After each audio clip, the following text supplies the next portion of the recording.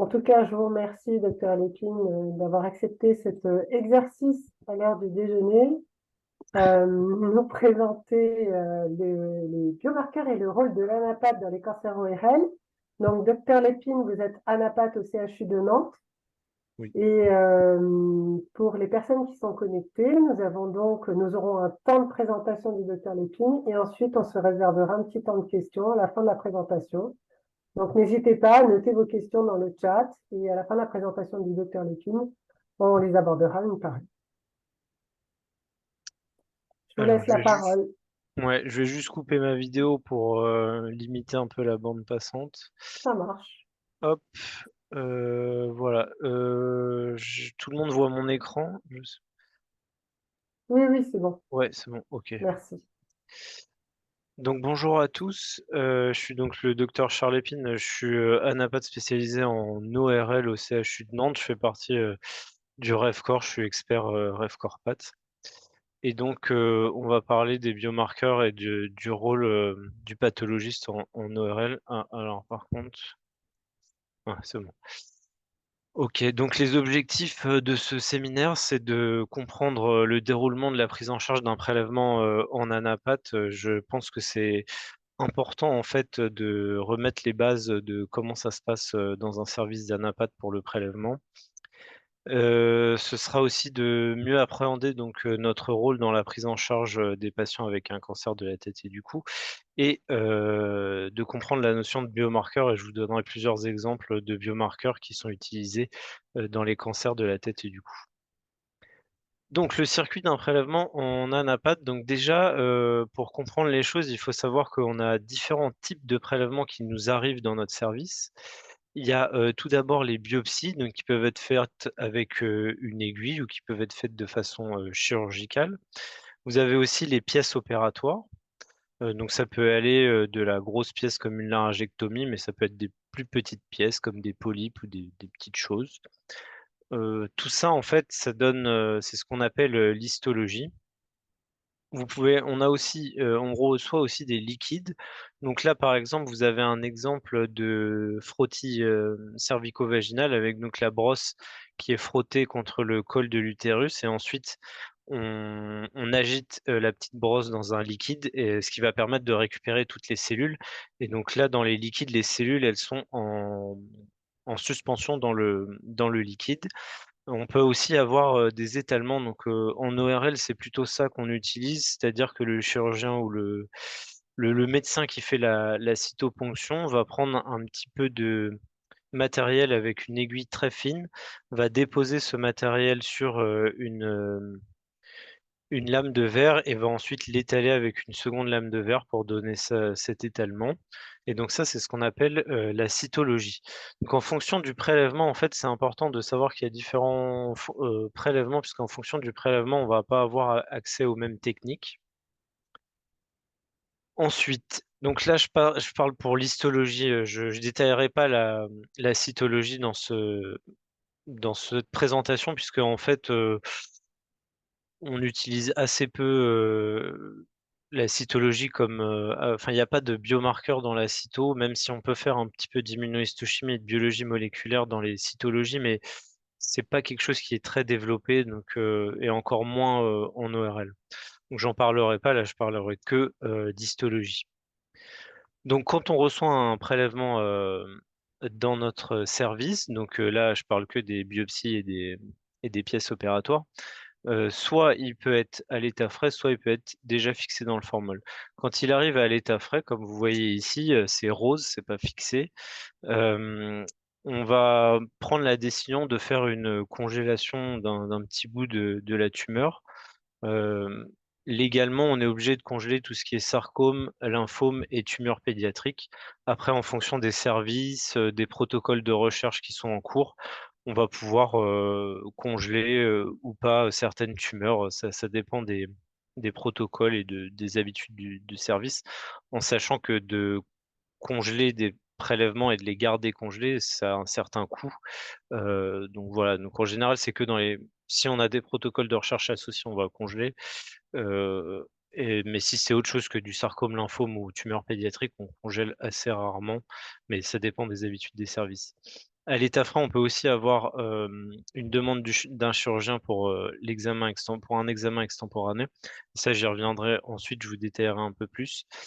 Une fois que ces deux étapes-là sont passées, on va fixer le prélèvement au formol et ensuite on va passer à la macroscopie. Quand le prélèvement est déjà fixé dans le formol, bah, on peut rien faire en fait. On peut ni faire d'examen extemporané, ni faire de congélation. Donc, on passe directement à la macroscopie. Au niveau de la macroscopie, donc quand c'est une biopsie, c'est assez simple. On décrit le nombre de biopsies, la taille des fragments, et on met dans une cassette comme ça en plastique. Et ensuite, ça part sur les étapes techniques. Sur la pièce opératoire, on a beaucoup plus de description, puisqu'on va mesurer la pièce, peser la pièce, on va décrire l'aspect de la tumeur, la taille de la tumeur, sa localisation, etc. Tout ce qui va être nécessaire pour l'interprétation ensuite de cette pièce tumorale et surtout l'étape extrêmement importante, c'est qu'on va sélectionner les zones d'intérêt. Donc en fait, la macroscopie est très importante parce que, heu, l'interprétation ensuite histologique, des lames, dépend de ce qui a été, sélectionné, de ce qui a été mis en cassette. Donc ça, c'est une étape, vraiment clé, dans la prise en charge d'un prélèvement en anapath, donc c'est mis en cassette et ensuite on part sur des étapes techniques. Donc en fait, ça va passer dans un automate qui va faire différents bains de solvant, pour faire de la déshydratation et cetera, pour en fait, que le prélèvement puisse être, imprégné en paraffine et donc durcir, être assez dur pour pouvoir être coupé ensuite. Donc voilà comment ça se passe en fait. Après, on prend le prélèvement, on le met dans un petit moule, on rajoute de la paraffine pour que ça fasse un bloc et ensuite ce bloc va être, coupé, avec un microtome, donc c'est une petite lame de rasoir et mis ensuite sur des lames blanches. Donc ensuite ces lames blanches, on va pouvoir faire différentes choses dessus. Le standard en fait, c'est de faire une coloration, HES, donc que vous avez, ici. Donc c'est la base en fait, c'est le minimum ensuite pour faire notre, interprétation, médicale, de ce prélèvement. On peut faire différentes, techniques complémentaires dessus. On peut faire des colorations spéciales. Donc là, par exemple, je vous ai mis un exemple, de Pearls. Donc le Pearls, c'est, une technique qui va permettre, de mettre en évidence, le fer dans les cellules. Donc en fait, tout ce qui est coloré en bleu ici correspond à du fer et vous avez la contre-coloration qui est, rose en fait pour voir où est-ce qu'on se situe, dans le prélèvement, si le fer il est dans des macrophages ou s'il est dans les cellules tumorales. On va pouvoir également faire, de l'immunohistochimie. Donc, je vous en reparlerai, plus tard, le principe de l'immunohistochimie. Donc là, vous voyez une lame d'immunohistochimie avec un marquage, ici des cellules tumorales. Et puis on va également pouvoir faire, de la biologie moléculaire avec, cette lame blanche. Donc là, c'est nous ce qu'on fait en anapath essentiellement, c'est, la fiche, qui est une technique, d'hybridation in situ en fait avec des sondes, fluorescentes qui nous permet d'aller regarder, dans les noyaux, des cellules, en fait, comment sont hybridées, les différentes, sondes. Donc, en général, c'est utilisé soit pour rechercher des amplifications géniques, soit pour rechercher des réarrangements. Hem, donc ce qui est le cas ici, en fait, par exemple, Heu, quand la, mmh, quand le gène n'est pas réarrangé, vous avez 2 signaux qui sont, à côté et puis quand le gène est réarrangé, bah, les 2 signaux, ils s'éloignent en fait et parce que tout simplement le gène il est splitté, il est cassé et donc les 2 signaux sont, éloignés et pour l'amplification, on va chercher une augmentation du nombre de signaux, puisque dans chaque cellule, en fait, vous avez, 2 copies d'un gène. Et donc si jamais on a, des dizaines et des dizaines de copies et ben, on va avoir des dizaines de points et on va dire que c'est amplifié. Donc on a, ensuite, pour parler du rôle du pathologiste en cancérologie de façon large. Donc, on a d'abord un rôle diagnostique, bien sûr, je pense que ça tout le monde le sait. C'est essentiel pour la prise en charge d'un cancer et il faut toujours avoir une preuve histologique pour il y a un seul cas où on n'a pas besoin d'avoir une preuve histologique, c'est dans les cancers, du foie. Mais sinon, dans tous les autres, cancers, on a toujours besoin d'une preuve histologique pour pouvoir traiter le patient. Et c'est important puisque, en fonction des différents types de cancers, on va pas avoir le même, traitement.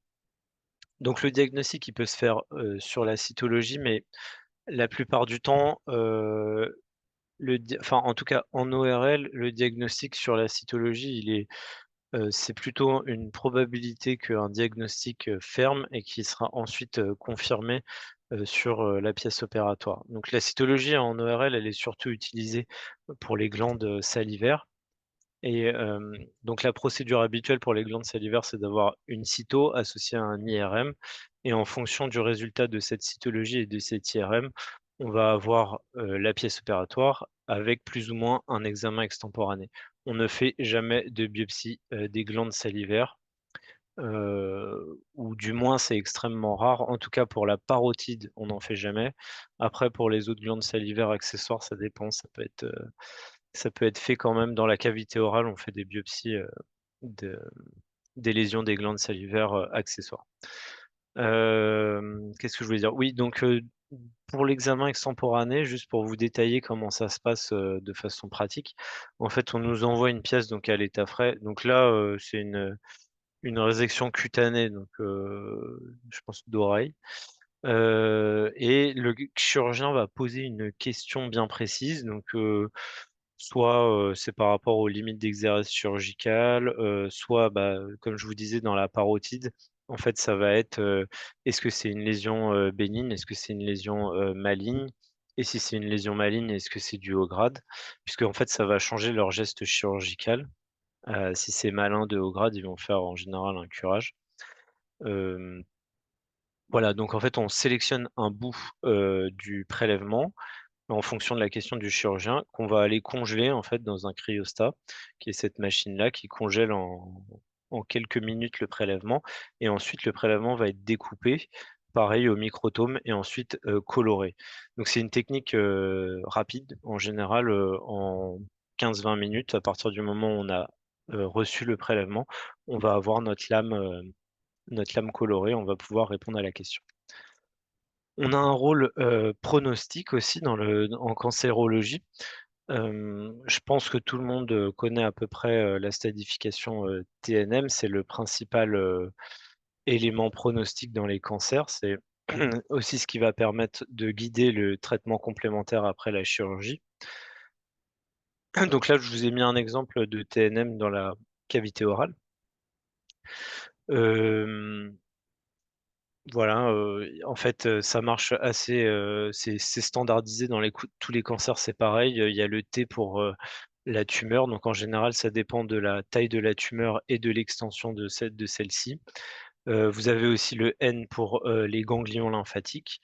Donc là, c'est pareil, c'est en fonction du nombre de ganglions, lymphatiques métastatiques, de leur taille et là, en cavité orale, il y a aussi l'extension, extracapsulaire. Donc est-ce que la tumeur, elle sort du ganglion ou pas? Et ensuite le M qui est, les métastases, à distance. Il y a un point que je voulais vous, préciser qui est important, c'est que en fait, il y a 2 TNM. Il y a le TNM de l'UICC et le TNM de l'AJCC. Donc l'UICC, en fait, c'est l'Union internationale et l'AJCC, c'est, l'Union américaine. C'est important parce qu'en fait, il y a quelques différences, entre ces 2 versions. Notamment en ORL, la principale, différence, c'est que dans l'oropharynx, dans l'AJCC, donc pour les Américains, ils considèrent que le TIS, donc le carcinome in situ, n'existe pas. En fait, c'est assez important parce que du coup, enfin là, il y a vraiment une discordance entre les 2 puisque dans l'UICC, il y a encore le carcinome in situ dans l'oropharynx, dans les cancers, induits par l'HPV dans l'oropharynx. Donc là, bah, c'est un peu, En fait, les Américains disent que comme il n'y a pas de membrane basale dans l'oropharynx, on ne peut pas parler d'in situ. Et au niveau de l'UICC, ça a été conservé. Donc là, bien faire attention. En fait, c'est surtout quelle version on utilise. En général, en Europe, on utilise l'UICC. Les autres éléments pronostiques, en général, c'est les marges d'exérèse. En ORL, la limite, c'est 5 millimètres. En général, au-dessus de 5 millimètres, c'est bon. En dessous, c'est pas bon. On a différents aussi facteurs histologiques qui sont spécifiques au type de cancer. Donc, les facteurs, ce qu'on appelle des facteurs histopronostiques, donc c'est l'engainement périnerveux, l'embole vasculaire, le pattern d'infiltration dans la cavité orale. Je vais vous montrer ce que c'est. Peut-être que vous connaissez pas forcément le pattern d'infiltration. Donc ça, c'est pareil. En fait, c'est un facteur histopronostique qui est décrit dans la JCC, mais qui n'est pas décrit dans l'UICC. Donc en fait, les Américains l'utilisent. Nous, on l'utilise au CHU de Nantes, mais après, je pense que c'est très variable en fonction des centres, mais en tout cas, les publications prouvent que le pattern d'infiltration dans la cavité orale est un facteur pronostic. En fait, quand vous avez un WPEI 5, donc un pattern d'invasion qui est de type 5, le patient a un mauvais pronostic. Donc, pourquoi on regarde tout ça? Parce qu'en fait, dans certains cas, vous allez avoir un patient, par exemple, qui va pas avoir un stade TNM très élevé, mais qui va avoir des engainements périnerveux, des emboles et un pattern d'infiltration péjoratif. Et dans ces cas-là, on va être enclin à à lui faire une radiothérapie adjuvante dans les carcinomes épidermoïdes après sa chirurgie. Donc, voilà. Donc, pour vous détailler le pattern d'infiltration, donc vous avez différents types. En fait, les 4 premiers, c'est sur l'architecture de l'infiltration en fait du carcinome épidermoïde. Les 4 premiers, ils sont séparés, mais en fait, ils ont le même pronostic. Ils n'entraînent pas de mauvais pronostics. Par contre, la catégorie 5, qui est définie par en fait un massif qui se détache de plus de 1 millimètre du front d'invasion, et ben lui, il a un mauvais pronostic. Ensuite, dans les tumeurs malignes des glandes salivaires, le facteur extra-pronostic principal, c'est le grading. Donc, comme vous le savez peut-être, il y a 3 grades dans les tumeurs des glandes salivaires malignes: bas grade, intermédiaire et haut grade. En sachant que c'est un petit peu complexe, je vais pas rentrer dans le détail parce qu'en fait, ça dépend des différentes entités. Là, on n'a pas trop le temps de parler de tout ça, mais en fonction du type de tumeur, le grading va pas avoir les mêmes critères. Et d'ailleurs, maintenant dans l'OMS, certaines entités sont considérées d'office de bas grade, par exemple, comme l'adénocarcinome polymorphe, qui est une entité de bas grade. Et du coup, il n'y a même pas besoin de faire de grading. Hum, Ce qui va un peu à l'encontre d'ailleurs des recommandations du REFCOR, puisque dans le REFCOR, toutes les tumeurs des glandes salivaires malignes doivent être gradées, mais c'est pas ce qui est dit dans l'OMS. Donc probablement qu'il va falloir mettre à jour tout ça. Euh, voilà, donc maintenant on va passer sur la partie biomarqueur. Donc c'est quoi un biomarqueur?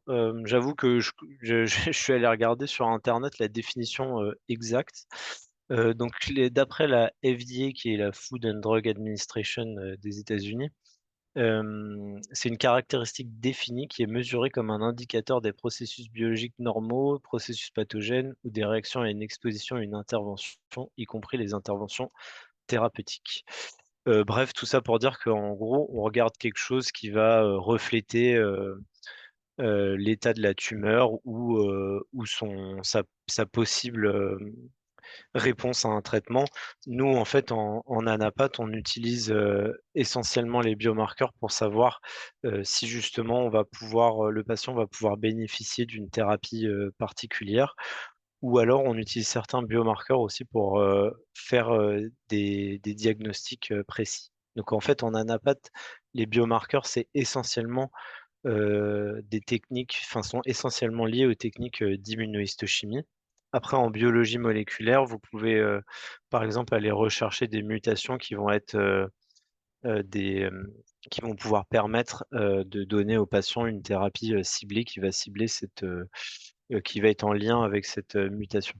Mais nous, on fait pas, enfin, en Anapat, il y a peu de gens qui font des recherches de mutations. C'est plutôt les biologistes médicaux qui font ça. Donc voilà, juste pour vous rappeler l'immunohistochimie, qu'est-ce que c'est? En fait, l'immunohistochimie, le principe, c'est on va avoir un anticorps primaire qui va être spécifique d'un épitope. Donc un épitope, en fait, c'est une petite partie d'une protéine. Donc ça va nous permettre d'aller révéler sur la lame cette protéine d'intérêt qu'on cherche. Donc on va mettre un anticorps primaire qui est spécifique donc, de cet épitope, de cette partie de la protéine. On va rajouter un anticorps secondaire pour avoir un effet d'amplification. En fait, il y a plusieurs anticorps secondaires qui vont se fixer sur l'anticorps primaire. Cet anticorps secondaire, il est couplé à une enzyme et en fait, on va mettre le substrat de cette enzyme qui va permettre de faire un dépôt. Donc, en général, on utilise le DAB qui fait un dépôt marron sur la lame, mais on peut avoir aussi d'autres couleurs, du rouge notamment. Le plus fréquent, c'est le marron. Donc, quand en fait il y a un précipité marron, on est sûr que l'anticorps primaire spécifique de la protéine s'est déposé sur la lame et donc cette protéine d'intérêt est présente sur la lame. Donc, ce qui est important vraiment à savoir sur l'immunohistochimie, c'est qu'il y a différents types d'anticorps. Il y a des anticorps monoclonaux, donc ça veut dire qu'ils vont être tous dirigés contre exactement la même partie de la protéine. Et il y a des anticorps polyclonaux, donc eux par contre, ils vont être dirigés contre différentes parties de la protéine. Donc en fait, les anticorps monoclonaux, ils sont extrêmement spécifiques mais un peu moins sensibles. Et les polyclonaux, ils vont être moins spécifiques, mais plus sensibles.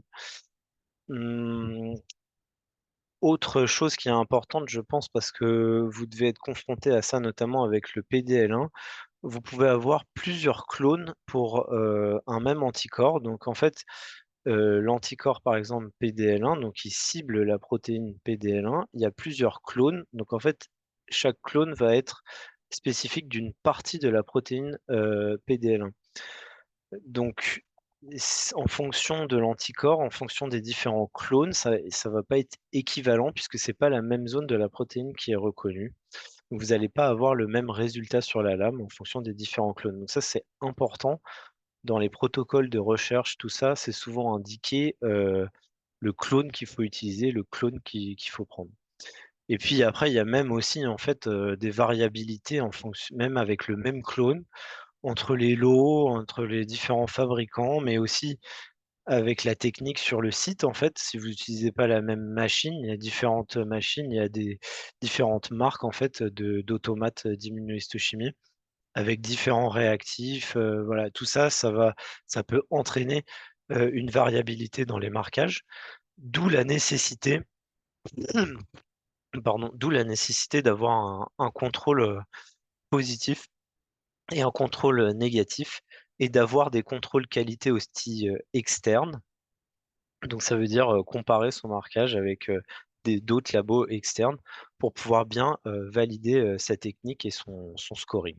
Donc là, je vous ai mis par exemple un exemple de contrôle négatif et positif pour l'HER2.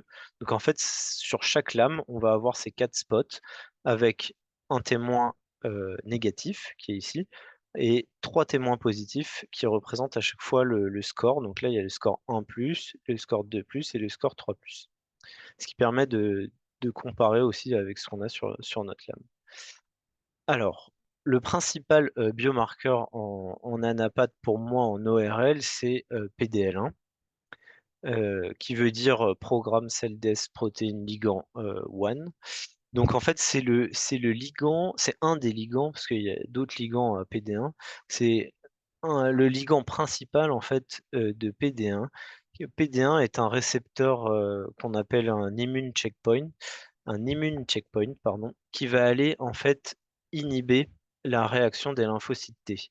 Donc en fait, quand la tumeur exprime PDL1 ou d'autres cellules expriment PDL1, les lymphocytes T ne vont plus pouvoir aller tuer les cellules tumorales.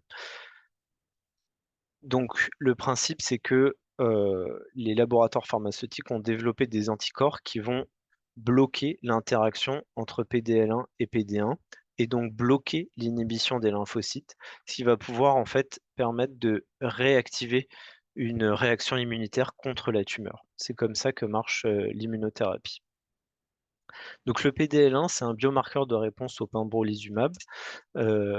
Et dans l'AMM, le clone, c'est le 22C3. Donc normalement, on devrait tous utiliser le 22C3 quand on nous demande un CPS sur nos carcinomes épidermoïdes en ORL. Donc là, bien sûr, tout ça, là, le PDL1, c'est pour les carcinomes épidermoïdes en ORL. Parce que en fonction des localisations, vous allez avoir différentes méthodes de scoring. Nous, en ORL, on utilise le CPS, euh, qui va permettre donc d'utiliser, s'il est supérieur ou égal à 1, le pembrolizumab chez certains patients atteints de carcinome épidermoïde. Juste pour vous détailler comment on fait le scoring, c'est un peu compliqué. C'est long à faire. En fait, on prend le nombre de cellules tumorales qui sont positives, le nombre de cellules immunitaires qui sont positives, on les additionne et on divise par le total de cellules tumorales viables sur la lame. Et après, c'est multiplié par 100 en sachant que le CPS ne peut pas être supérieur à 100. En fait, on met enfin, il peut être mathématiquement supérieur à 100, mais on donne jamais un CPS supérieur à 100. Le maximum, on dit par définition, c'est 100 le maximum. Qu'est-ce que oui, donc c'est un peu enfin, c'est long à faire et dans d'autres, localisations, par exemple dans le poumon, ils n'utilisent pas le CPS, il me semble qu'ils utilisent le TPS, donc qui est juste un score c'est le pourcentage en fait de cellules, tumorales, marquées par l'anticorps anti-PDL1. Oui, ce que je voulais vous dire, c'est que le CPS, c'est pas un pourcentage du coup, hein. Donc c'est un chiffre, c'est un score, on ne dit pas, qu'il est égal à 10 ou quoi, il est égal à 10 ou à 90, voilà. Donc comme je vous disais, 22C3, c'est ce qu'on est censé utiliser en ORL. Parce que tous les clones ne sont pas équivalents. Là, je vous ai juste mis un exemple en fait pour la même tumeur, différents clones, PDL1, et vous voyez bien le marquage, il est, complètement, différent. Ensuite, vous avez le Ki-67. Donc, je pense que c'est aussi important de parler du Ki-67. Donc là, le Ki-67, c'est un biomarqueur dans le sens plutôt pronostic. C'est pas theranostique. Ça va pas nous aider à mettre un traitement chez le patient. Mais par contre, ça va nous aider à le classer dans une certaine catégorie, bon ou mauvais pronostic. En ORL, en fait, c'est utilisé pour nous aider dans le grading des tumeurs malignes des glandes salivaires. Et c'est surtout pas mal utilisé dans les cancers du sein, puisque vous êtes obligé de faire normalement un Ki-67 dans certains cas de cancer du sein pour les catégoriser en fait entre deux catégories élevées ou bas. Bon, après, je suis pas un spécialiste du cancer du sein, donc je ne m'étendrai pas là-dessus. Mais voilà, donc le Ki-67, qu'est-ce que c'est? Je pense que vous êtes confronté parfois à des marques, enfin, dans les comptes rendus au Ki-67. Donc c'est intéressant de l'aborder. C'est un biomarqueur en fait de la prolifération cellulaire.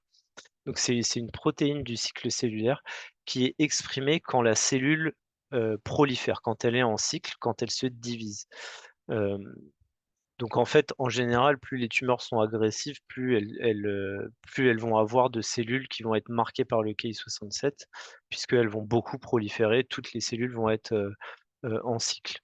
Donc là, vous avez le schéma, en fait, bon après le cycle cellulaire est composé de différentes phases. La G0, c'est la phase où les cellules ne prolifèrent pas. Donc là, en G0, vous n'avez pas de marquage avec le Ki-67, ou en tout cas très faible et pas visible. Et ensuite, en fonction des différentes phases, eh ben, vous avez une expression plus ou moins intense du Ki-67 En général, voilà, quand la cellule elle est en phase elle va se diviser ou juste avant la mitose, elle est noire, le noyau il est très foncé. MIB1 en fait c'est le clone du CAI de l'anticorps anti-CAI67. Je pense que tout le monde utilise la même chose. Il me semble que tout le monde a MIB1. Ensuite, vous avez HER2. Alors, HER2, c'est pareil, c'est très utilisé dans le sein et en ORL, c'est pas encore un marqueur validé theranostique. Donc, c'est le test compagnon du trastuzumab qui est utilisé dans le cancer du sein et c'est pas très bien codifié dans les tumeurs malignes des glandes salivaires. Il n'y a pas, il me semble, à ma connaissance, d'AMM pour les carcinomes canalaires salivaires du trastuzumab, mais on l'utilise quand même en ORL. Il a différents noms. Il s'appelle HER2, mais il peut aussi s'appeler ERBB2, CERB2. Tout ça, c'est la même chose, c'est la même protéine.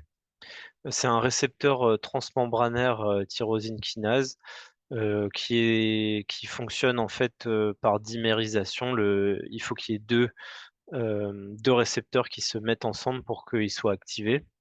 Et en fait, il est exprimé à la surface des cellules. Et donc, nous, ce qu'on va aller chercher, c'est une surexpression de cette protéine à la surface de la cellule qui va permettre d'aller mettre c'est pareil, c'est encore un anticorps dirigé contre HER2 pour aller cibler les cellules tumorales qui surexpriment HER2. Donc dans le sein, il y a un scoring bien codifié avec trois scores positifs et un score négatif. Donc score 0, c'est facile, il n'y a pas de marquage ou alors inférieur à 10%. Le score 1+, il y a un marquage membranaire faible ou incomplet de plus de 10% des cellules tumorales, ou alors modéré mais de moins de 10% des cellules tumorales. Score 2+, c'est modéré complet de plus de 10%, ou alors fort inférieur à 10%. Et le score 3+, c'est fort complet de plus de 10% des cellules tumorales. Donc c'est un score qui est difficile à faire et qui est pas très reproductible, je pense, entre les différents anapathes. Mais bon, bref. En ORL, malheureusement, il n'y a aucun scoring validé, donc on applique un peu bêtement la même chose que dans le sein, mais il faudra probablement faire des études pour pour valider ce scoring. Donc vous avez l'exemple ici du score 0, 1+, 2+, et 3+.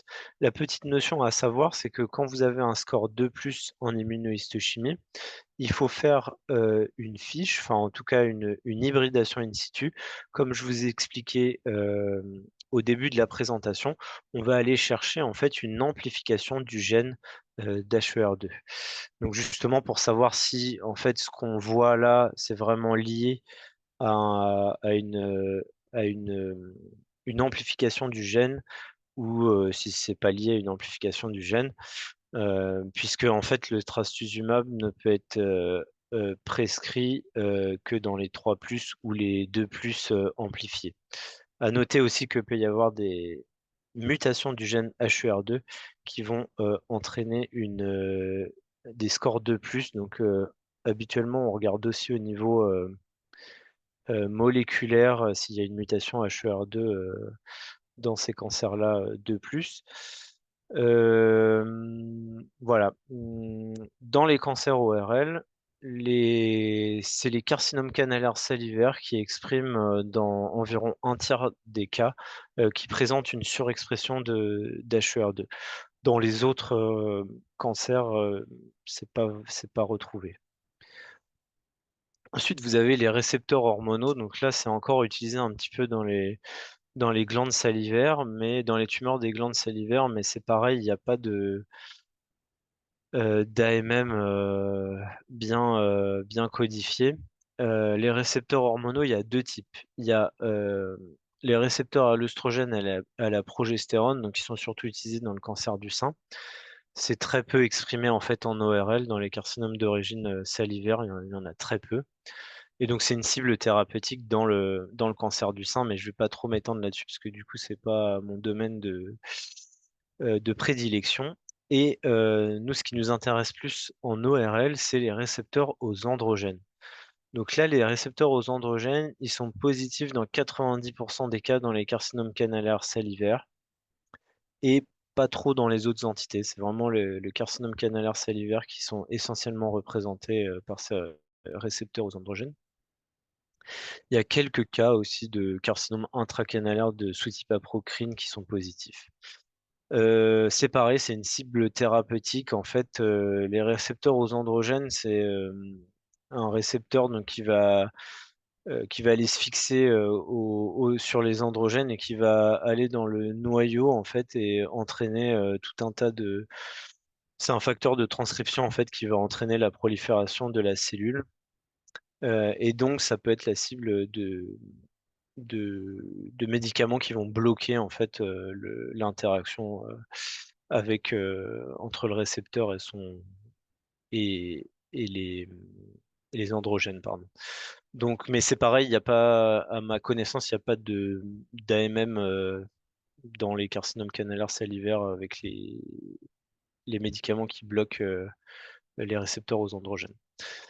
Ensuite, on a donc la P16. Alors, la P16, c'est très intéressant. C'est un marqueur qui, je pense, vous avez tous été confrontés à un marquage P16 dans les différents comptes rendus. Et je pense que c'est important de passer un petit peu de temps dessus. Donc, la P16, c'est une protéine du cycle cellulaire. Donc, qui est, comme vous le savez probablement, un marqueur indirect d'un lien avec l'HPV. Donc la P16, souvent, il y a des confusions entre HPV-16 et P16. La P16 n'a strictement rien à voir avec l'HPV-16. Voilà, l'HPV-16, c'est un HPV oncogène et la protéine P16, c'est une protéine du cycle cellulaire. Donc elle n'est pas, enfin, aucun rapport avec l'HPV, si ce n'est que, en fait, quand vous avez un cancer qui est lié à l'HPV, la cellule tumorale, en fait, oui, l'ADN de l'HPV va soit être présent sous forme épisomale, donc ça veut dire à côté de l'ADN de la tumeur, soit il va aller s'intégrer dans l'ADN de la tumeur et il va produire en fait la protéine E7. La protéine E7, en fait, elle permet aux cellules d'être entre guillemets immortelle ou en tout cas dans une infection HPV normale, elle va permettre à la cellule de proliférer, ce qui va permettre au génome de l'HPV de se répliquer dans la cellule. Et donc quand la cellule elle est cancérisée, bah, en fait voilà, la protéine E7 est tout le temps produite et du coup elle va favoriser la prolifération de la cellule via en fait un mécanisme assez simple en fait. Dans une cellule à l'état normal, quand elle ne prolifère pas, vous avez la protéine RB qui retient en fait un facteur de transcription. Donc, il n'y a pas de prolifération cellulaire. Et en fait, quand le complexe CD4 cycline D1 va venir phosphoryler, enfin va venir aller modifier cette protéine RB, et ben en fait, du coup, le facteur de transcription E2F va être libéré et va permettre à la cellule de rentrer en prolifération. Et donc là, la protéine E7, en fait, elle court-circuite ça, elle va directement, en fait, aller se lier à la protéine RB, et donc ça va entraîner une libération, une continue, en fait, de E2F, qui va faire une prolifération continue.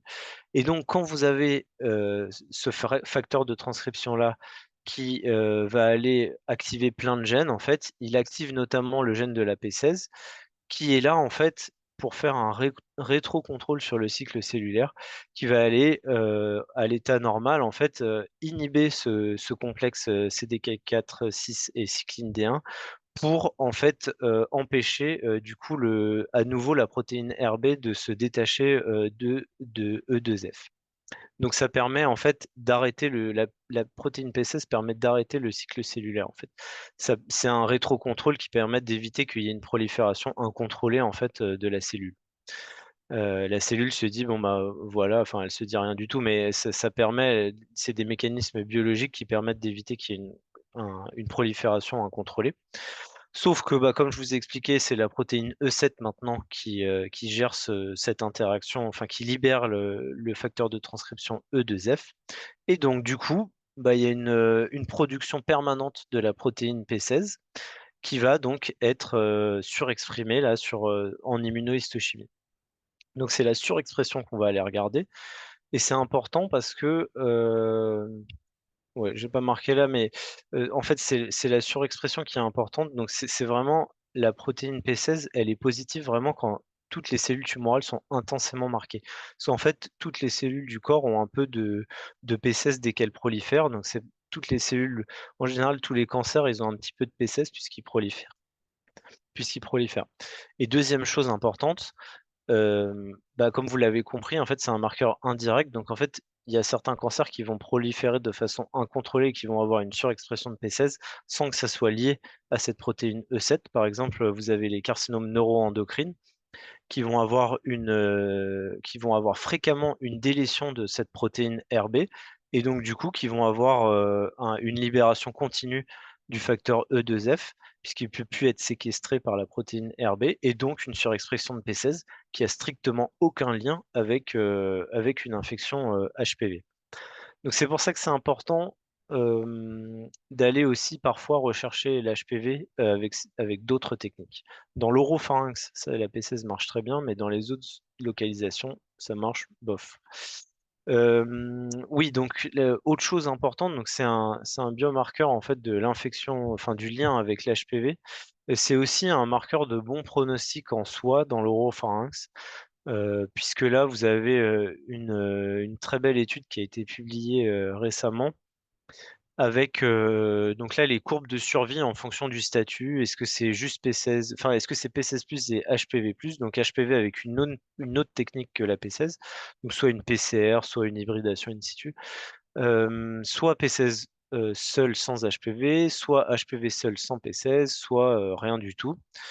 Et donc les patients qui ont rien du tout, donc ça c'est dans l'oropharynx, hein. Les patients qui ont rien du tout, et ben, ils ont un mauvais pronostic par rapport aux patients qui sont P16+ et HPV+. Et puis il y a ces deux qui sont un peu intermédiaires. Donc en fait, quand on a une P16+, mais que c'est a priori pas lié à l'HPV, on a quand même un meilleur pronostic que les patients qui sont tout négatifs. Donc voilà, donc c'est intéressant parce que la P16 aussi a un marqueur de bon pronostic en soi seul, même sans lien à l'HPV. Voilà, c'est ce que je vous disais, c'est une très bonne sensibilité et spécificité dans l'oropharynx.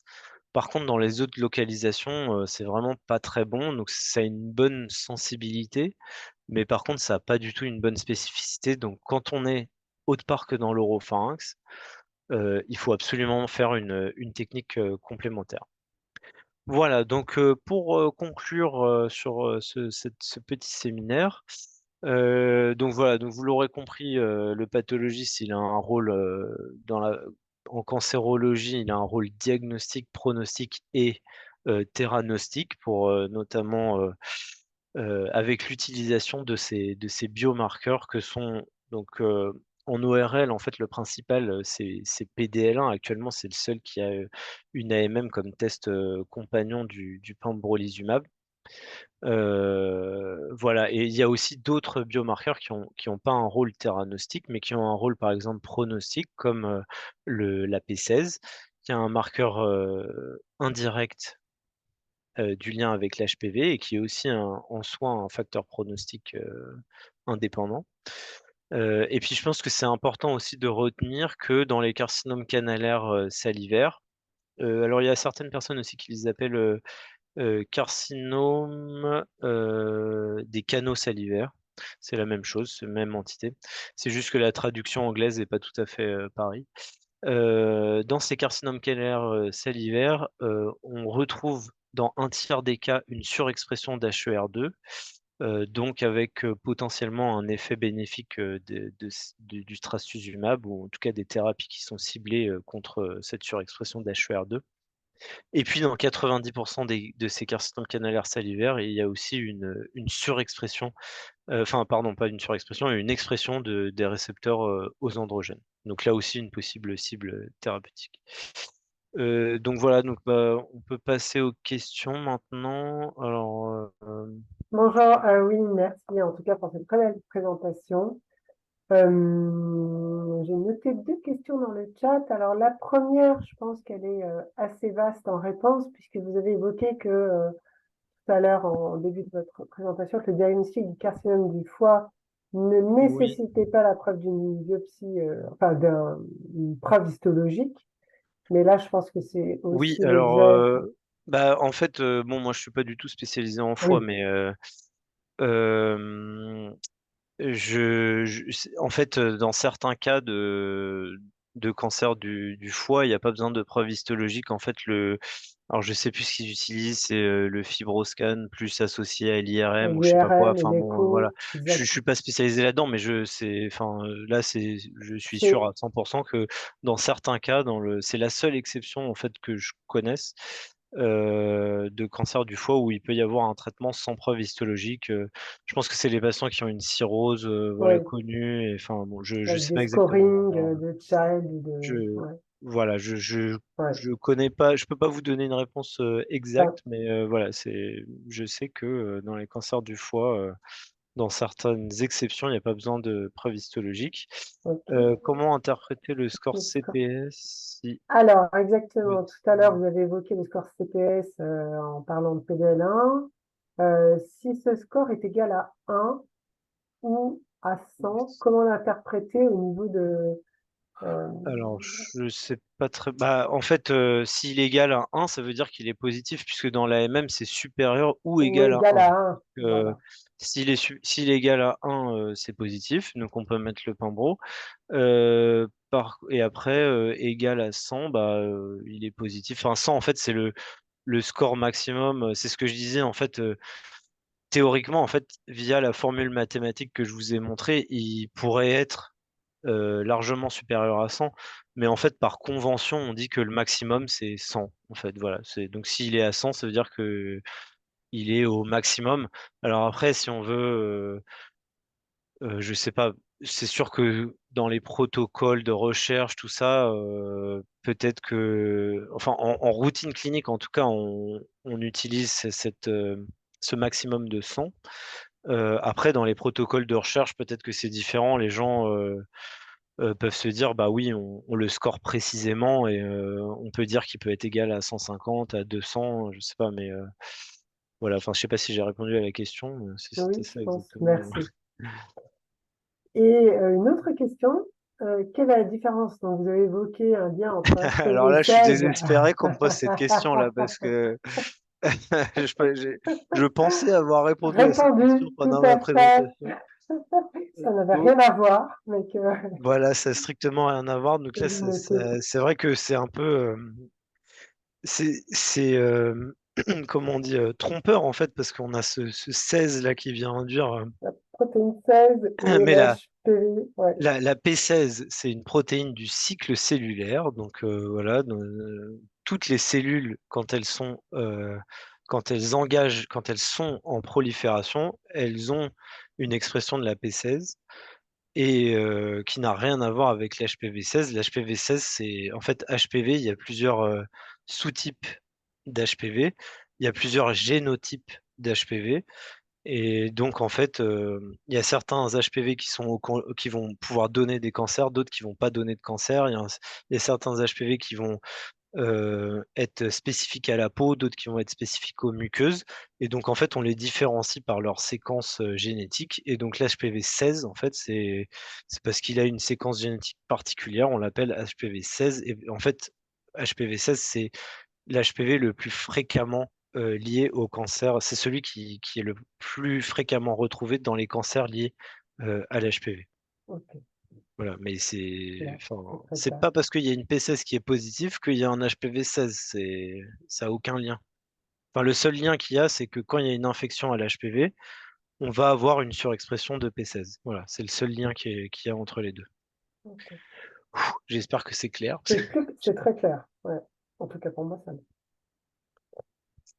Je Je ne sais sais pas pas s'il y a s'il y d'autres avait questions, on a d'autres encore un petit peu de questions. temps. Ouais, dans Je sais le. pas en fait si les participants peuvent parler parce que j'ai Alors, l'impression que moi dans mon truc il y a je ne crois pas. Je crois qu'ils sont tous. ils ont pas le Non, on peut les autoriser à parler, mais en tout cas, Je vais tel arrêter. quel, ils ne peuvent pas s'exprimer à l'oral. Alors, j'ai Non, Auteur. c'est seulement écrit. Ah exactement, oui, c'est ok, seulement à d'accord. l'écrit. Bon. Bah, si vous avez d'autres questions écrites, n'hésitez pas parce que. Merci. Euh, non, je ne vois pas d'autres questions, en tout cas qui viendraient. Peut-être que si les questions viennent ensuite, après la présentation, vous pourrez éventuellement pouvoir vous les adresser par mail. Oui, D'accord. oui. Et Enfin, il je sais pas reste- si vous voulez que je laisse mon mail ou mais Je dois l'avoir. Je vais vous transférer les réponses enfin, les questions qui nous arriveraient suite à la présentation. Et j'ai votre mail. bah en fait vous avez déjà mon mail puisqu'on a C'est ça, communiqué, il me semble. tout à fait. Tout à fait. En tout cas, merci pour cette présentation très intéressante. Merci pour votre temps et Avec merci plaisir. aux participants de s'être connectés ce midi. J'espère que cette thématique a été intéressée. Et si vous avez d'autres idées de thématiques à soumettre également au docteur Charles Lépine, on peut peut-être réorganiser d'autres sessions plus tard dans l'année.